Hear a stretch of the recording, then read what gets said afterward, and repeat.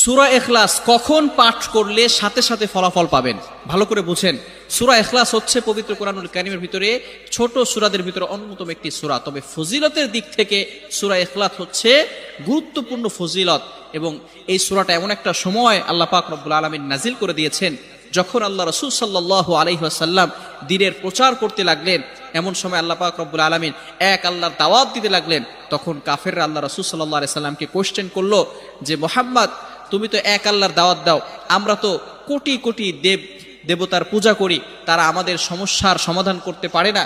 তুমি যে আল্লাহর দাওয়াত দাও সেই আল্লাহ কয়জন এবং সেই আল্লাহর সন্তান আছে কিনা? সাথে সাথে আল্লাহ পাক রব্বুল আলামিন এই কাফেরদের প্রশ্নের উত্তরে আল্লাহ রাসূল সাল্লাল্লাহু আলাইহি সাল্লামের কাছে এই সূরাটি নাজিল করলেন, কুল হুয়াল্লাহু আহাদ আল্লাহুস সামাদ লাম ইয়ালিদ ওয়া লাম ইউলাদ ওয়া লাম ইয়াকুল লাহু কুফুয়ান আহাদ।